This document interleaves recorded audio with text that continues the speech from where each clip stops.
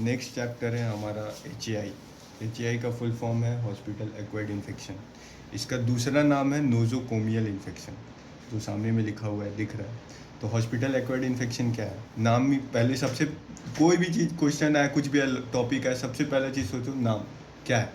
Hospital acquired infection मतलब hospital में आने के कारण इन्फेक्शन हुआ। तो बहुत देखो, कोई भी इन्फेक्शन जब होता है ना तो उसका एक इंक्यूबेशन पीरियड होता है। इंक्यूबेशन पीरियड होता है, मान लो तुम गया आज कहीं गलत जगह, ठीक है, तो तुमको कल ही एड्स तो नहीं होगा, समझा। कोई कल मल्टीपल सेक्सुअल पार्टनर, वैसे कल थोड़ा समय लगता है ना जी। तो जब तक वो क्या करता है, वो जो बैक्टीरिया वायरस जो भी है वो डिवाइड करता है, उसके बाद वो कुछ दिन बाद सिम्टम्स प्रोड्यूस करता है, उसको बोलते हैं हम लोग इंक्यूबेशन पीरियड। समझा, कोई दिक्कत कोई परेशानी, आगे बढ़े। तो हॉस्पिटल एक्वायर्ड इन्फेक्शन का मतलब क्या है ना, कि तुम आया आज, उसका 48 घंटा के बाद इन्फेक्शन हुआ, और वो 48 जो आया उस समय जो इन्फेक्शन हुआ उसका इंक्यूबेशन पीरियड में भी नहीं होना था। मतलब तुम मान लो घर पे आया, तुमको बैक्टीरिया घुस गया तुम्हारे शरीर में, सिम्टम्स नहीं आया, सिम्टम्स आया मान लो 2 दिन बाद, तो इसको तुम हॉस्पिटल एक्वायर्ड इन्फेक्शन नहीं बोलोगे। हॉस्पिटल एक्वायर्ड इन्फेक्शन तभी बोलोगे जब वो बैक्टीरिया तुम्हारे शरीर में घुसा ही 48 घंटा के बाद। समझे डिफरेंस, समझे क्या बोले। इंक्यूबेशन पीरियड वाला ज़्यादा इंपॉर्टेंट है, क्योंकि बोलेगा कि मान लो पहले से बैक्टीरिया अंदर था, सिम्टम्स नहीं आया, बोला ना ना माच दा, उससे मतलब नहीं अपने को, ठीक है। तो वही है हॉस्पिटल एक्वायर्ड इन्फेक्शन क्या है, that develops 48 hour of hospital admission which was not present और incubating at the time of admission. सबसे इंपॉर्टेंट वर्ड क्या है यहाँ पे, इंक्यूबेटिंग। इंक्यूबेटिंग समझा, डिफरेंस समझा ना क्या बोले। टाइप्स का क्या होता है, catheter associated UTI, UTI urinary tract infection. Catheter क्या होता है, क्या, हाँ हाँ कैथेटर। तो ये हो गया। एक है किसी को वेंटिलेटर पे चढ़ा है, उसको निमोनिया हो गया, तो उसको बोलते हैं वेंटिलेटर एसोसिएटेड निमोनिया।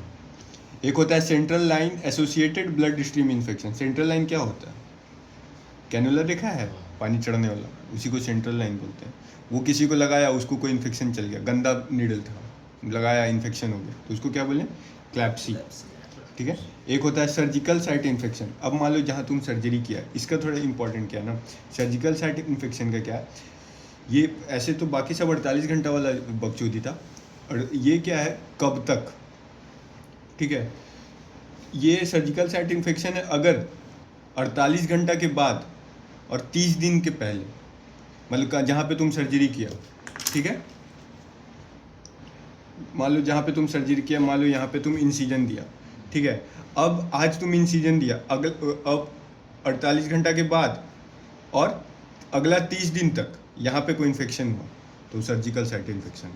कब से, 48 घंटे के बाद तो सब जगह ही है, लेकिन 30 दिन के पहले सर्जिकल साइट इन्फेक्शन में क्या है, 30 दिन।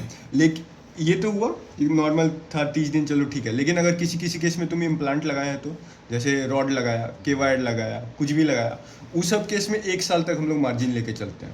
मान लो किसी का रॉड लगा, अभी मान लो हर्षित का सर्जरी हुआ, केवायड लगा था, ठीक है। अब उसको 1 साल तक अगर कोई भी इन्फेक्शन होगा, 48 घंटे के बाद और कितना साल तक, 1 साल तक उसी जगह पे, तो उसको हम लोग क्या बोलेंगे, सर्जिकल साइट इन्फेक्शन। तो वही है, बिफोर 30 डेज और 1 year in case of implant at surgical site. अभी 3 तरह का होता है, सुपरफिशियल इंसीजनल, डीप इंसीजनल और ऑर्गन स्पेस। सुपरफिशियल इंसीजनल मतलब सुपरफिशियल लेयर पे होगा। जैसे देखो सबसे ऊपर क्या होता है, स्किन होता है, फिर सबक्यूटेनियस टिश्यू होता है, पता है ना जी। फिर क्या होता है तुम्हारा, फिर तुम्हारा होता है फेशिया, फिर होता है सब मसल लेयर, ठीक है।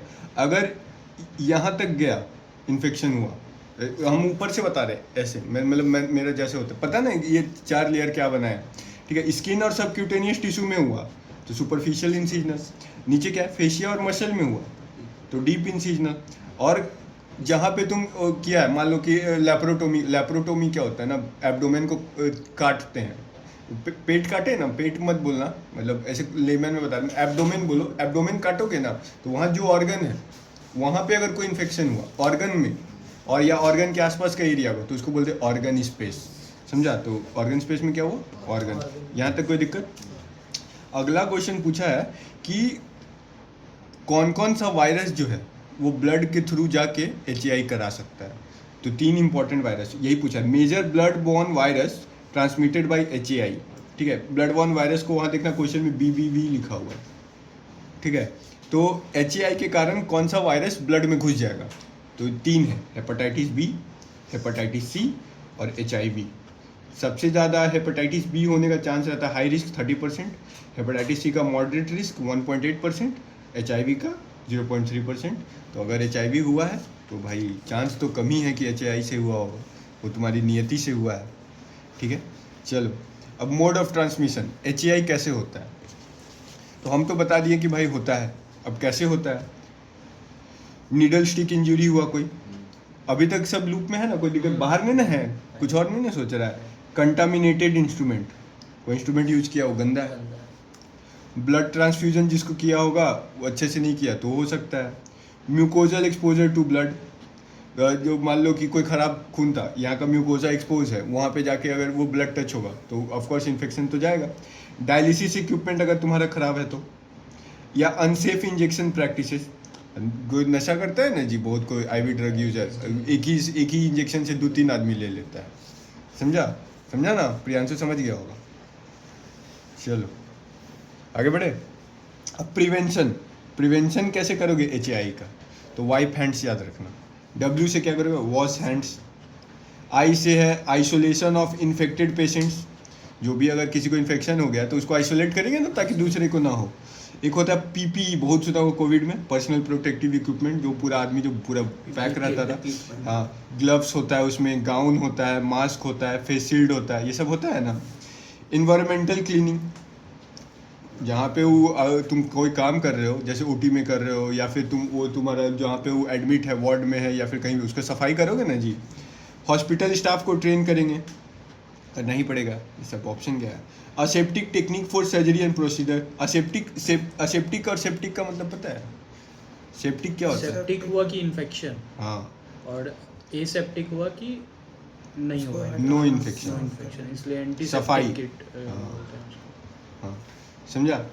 नीडल सेफ्टी, हम लोग जो वो करते हैं ना, इंजेक्शन देते हैं, उसमें नीडल को तोड़ते हैं, नीडल को तोड़ के डालते हैं, तो मतलब वो सब का ध्यान रख, नीडल डिस्ट्रॉयर ये सब यूज़ करना है, ठीक है। डिवाइस केयर, अब जैसे जो UTI, जैसे तुम्हारा वेंटिलेटर है या फिर कैथेटर है या फिर तुम्हारा सेंट्रल लाइन है, वो सब साफ सुथरा होना चाहिए ना। तो device care to prevent CAUTI, CLABSI and VAP, ठीक है। और सर्विलांस करते रहेंगे कि मतलब हम लोग एक रेगुलर चेक करते रहेंगे, जो भी होगा रिपोर्ट करेंगे और एनालिसिस करेंगे, ट्रैक करते रहेंगे, रिपोर्ट करेंगे, मतलब पूरा एक ओवरऑल एनालिसिस, समझा? आगे बढ़े, चलो आगे बढ़ते हैं। HAI में कोई दिक्कत नहीं, डिफ़िकल्ट तो नहीं था, ये पूरा चैप्टर ही बोरिंग नहीं है, मतलब तुमको इंग्लिश आता है सब, डायरेक्ट ही बना के लिखने वाला। वैप को फुल फॉर्म क्या बोले? Ventilator associated pneumonia. मान लो कि तुम्हारे पास कोई पेशेंट आया, ठीक है, तुम सांस नहीं ले पा रहा है, तो उसे 2 तरीका है। सबसे पहले क्या तरीका है ना, ऊपर से हम लोग ट्यूब डालते हैं, तो सुना होगा डायरेक्ट एयरवे में ट्यूब डालते हैं, उसको बोलते हैं इंट्यूबेशन। क्या बोलते हैं? इंट्यूबेशन। ट्यूब डाले अंदर तो इसे बोले इंट्यूबेट करना, मतलब इंट्यूबेशन। अगर मान लो कि किसी का यहाँ पे कुछ फंस गया तो ट्यूब तो नहीं डाल पाएगा तुरंत में, तो ट्यूब नहीं डालेगा तो बोले कि अगला ऊपर से डाले। अब बोले अगला रास्ता क्या है भाई? बोले डायरेक्ट यहीं से डाल देते हैं। तो यहाँ से कैसे डाले भाई? तो इसको काट देते हैं, यहीं पे ट्यूब डालते हैं, इसको बोलते हैं, ये यहाँ पे ट्रैकिया होता है ना, तो ट्रैकिया में छेद किए तो इसी को बोलते हैं ट्रैकियोस्टोमी। क्या बोले? या तो यहाँ से ऑक्सीजन दिए या तो यहाँ से, तो 2 कैसे दिए? इंट्यूबेट करके और ट्रैकियोस्टोमी करेगी। अब तुम ट्रैकियोस्टोमी किया, 48 घंटे के बाद उसको निमोनिया हो गया, तो उसको क्या बोले? Ventilator associated pneumonia. तो यही है type of HAI developing 48 hours of mechanical ventilation, ठीक है, वाया एंडोट्रैकियल ट्यूब और tracheostomy tube in a patient who had no prior signs of pneumonia at the time of intubation। वही पहले कुछ नहीं था, तुम्हारे लगाने के बाद इंक्यूबेशन में हो नहीं, यही तो बोल नहीं दिए भोसड़ी के इंक्यूबेशन में नहीं होना चाहिए, बोले हैं कि नहीं इंक्यूबेशन में नहीं होना चाहिए, इंक्यूबेशन हुआ तो फिर तो कोई और तरीका। हॉस्पिटल वैप तो हॉस्पिटल एक्वायर्ड इन्फेक्शन ही है ना, टाइप्स बताए थे। हॉस्पिटल एक्वायर्ड इन्फेक्शन मतलब no incubation at the time of admission. अच्छा, समझा? जब वो एडमिट हुआ था तो अब पूछा है कि निमोनिया किससे होगा, कौन कौन सा एजेंट है। इटियोलॉजी मतलब जानते हो क्या? कॉज। और इटियोपैथोजेनेसिस मतलब पॉजिटिव एजेंट्स। तो फिर इटियोलॉजी भी तो पॉजिटिव एजेंट है। देख, इटियोलॉजी का मतलब होता है पॉजिटिव एजेंट, और इटियोपैथोजेनेसिस का मतलब है कि जो पॉजिटिव एजेंट है वो कैसे काम कर रहा है। लिख दे रहे, कैसे काम कर रहा है।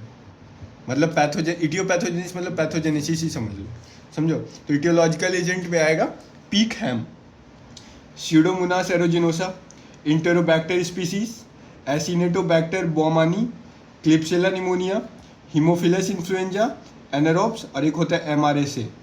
एमआरएसए क्या होता है ना, ये स्टाफ ऑरियस सुना है ना, ये भी स्टाफ ऑरियस ही है, लेकिन इस पे मेथिसिलिन एक दवाई होता है, वो काम नहीं करता इस पर। तो मेथिसिलिन रेजिस्टेंस स्टाफ ऑरियस, तो बोलेगा कि भाई ये बैक्टीरिया है, इस पर एगो एंटीबायोटिक देते हैं मस्त, मेथिसिलिन तो काम नहीं करेगा तो क्या दे, इन्फेक्शन तो हुआ है। तो इसके लिए दवाई हम लोग डेवलप किए, उसका नाम है वैंकोमाइसिन। समझा? तो आगे बढ़े, ठीक है चलो। अब आया रिस्क फैक्टर वैप का क्या क्या है। तो इसके लिए याद रखना आई वेंट लंग, ठीक है। आई से क्या है, इंटूबेशन और मैकेनिकल वेंटिलेशन। ऑफकोर्स जिसका करोगे उसी को ना निमोनिया होगा, तुमको तो बाहर चेयर पे बैठे हो तुमको तो नहीं होगा। वेंटिलेटर सर्किट कंटामिनेशन, अब वेंटिलेटर का पूरा एक पैसेज है, यहाँ से ऑक्सीजन आया, यहाँ पाइप में गया, यहाँ से गया, यहाँ लौड़ा लेसन जो है, उसी में अगर बैक्टीरिया घुसा हुआ है तो हो सकता है। नहीं ये समझ में आ रहा है क्या? आ रहा है। एल्डरली एज और इम्यूनोसप्रेशन, अब जिसका इम्यूनो कॉम्प्रोमाइज्ड पेशेंट है उसको कोई भी इन्फेक्शन ज़्यादा होता है, ठीक है। फिर आया न्यूरोलॉजिकल डिजीज़।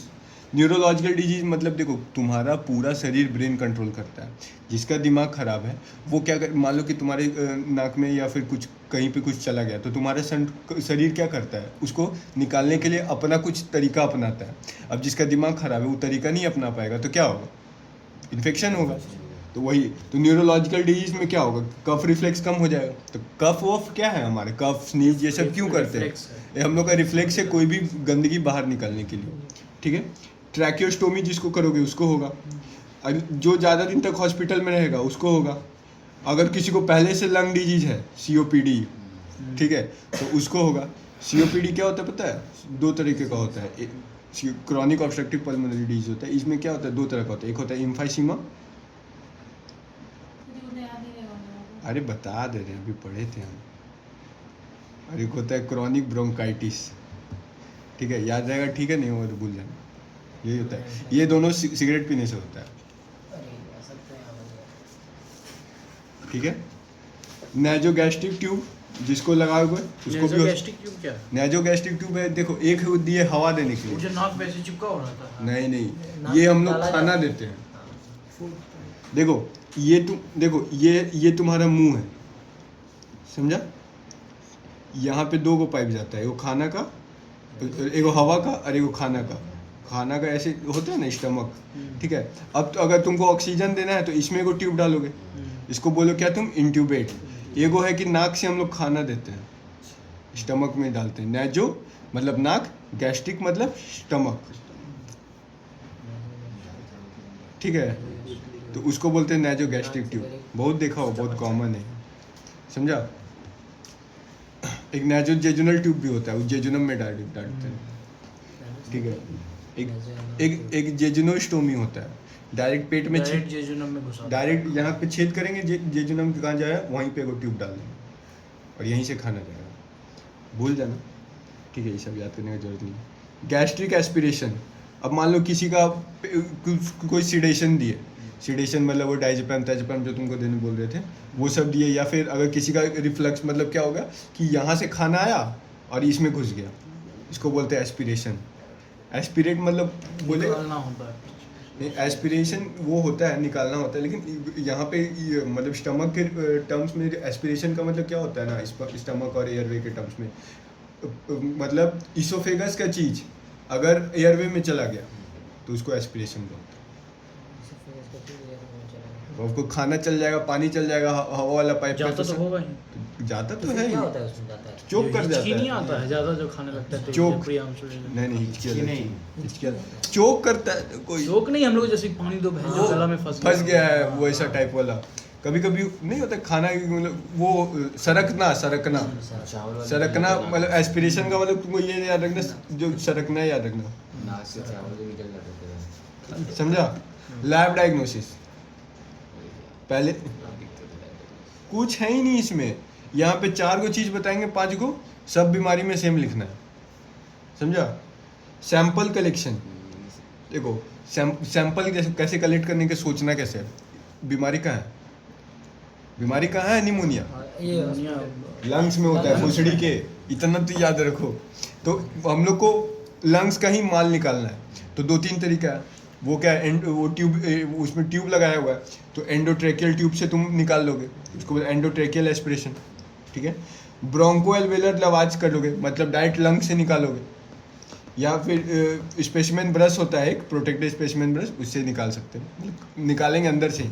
अब अंदर से निकाल लिए, अब माइक्रोस्कोप में देखेंगे gram stain to detect pus cell and organism. Of course जो इन्फेक्शन होगा उसी को ढूंढेंगे।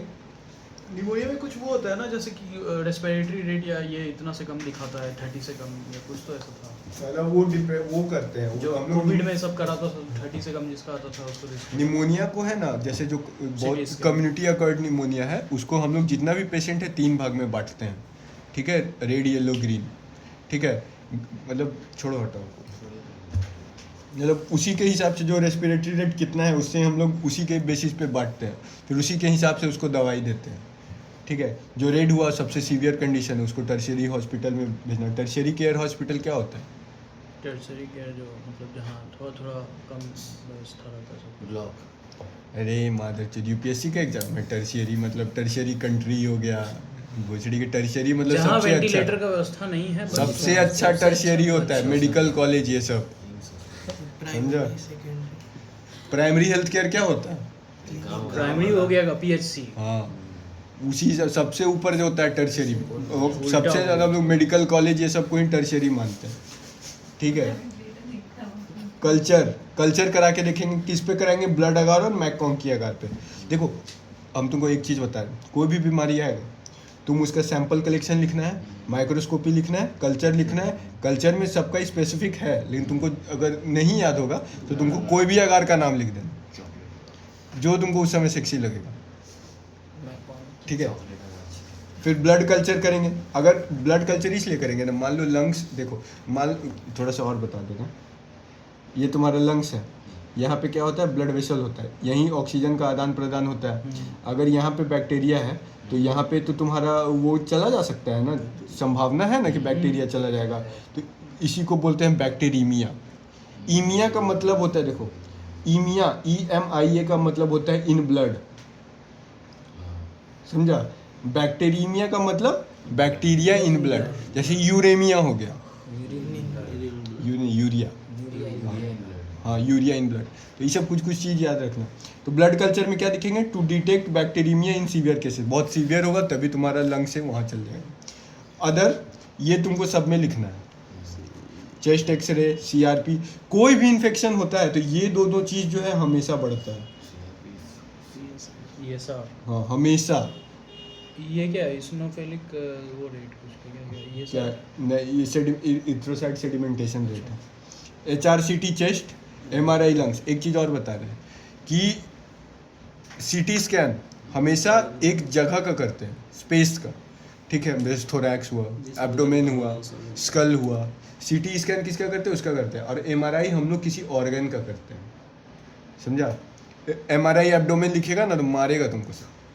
MRI तुम लिखना लंग्स, लिवर, ऐसे सब लिखना। MRI ऑर्गन्स का। MRI ऑर्गन का, ठीक है, यहाँ लिख देते हैं, हमारी को फुल फॉर्म क्या था? Magnetic resonance imaging. CT scan और एक्सरे में अंतर क्या है?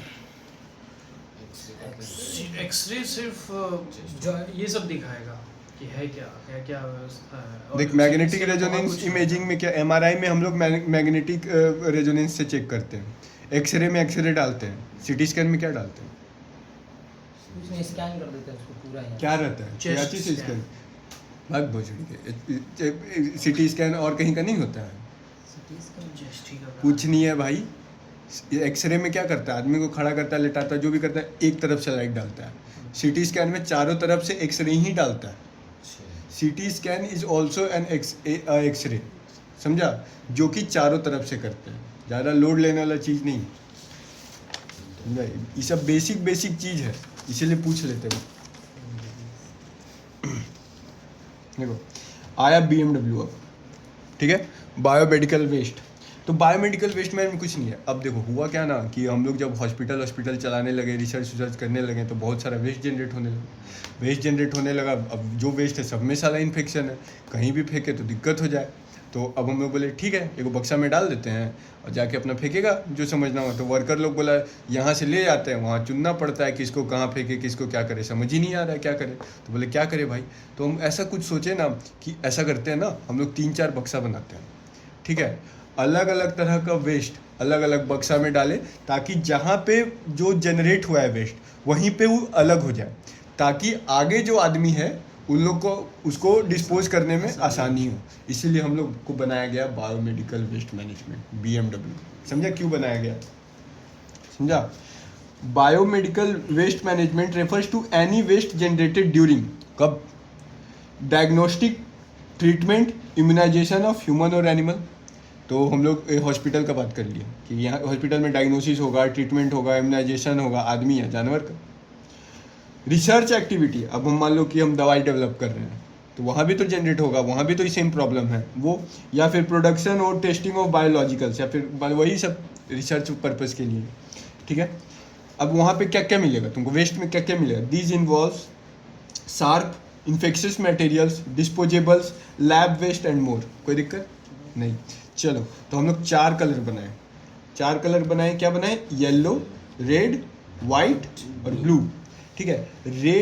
रेड देखो, हम ज़्यादातर पहले देखो येलो के बारे में बात करते हैं। येलो में ना जो भी इन्फेक्शियस वेस्ट है, जो भी इन्फेक्शन कॉज कर सकता है, उसको हम लोग येलो में रखेंगे, ठीक है। इन्फेक्शियस वेस्ट जैसे कि तुम किसी का मान लो वो किए, कट गया था, उसका टिश्यू काटे, उसको डस्टबिन में फेंकना है, वो इन्फेक्शन कॉज कर सकता है।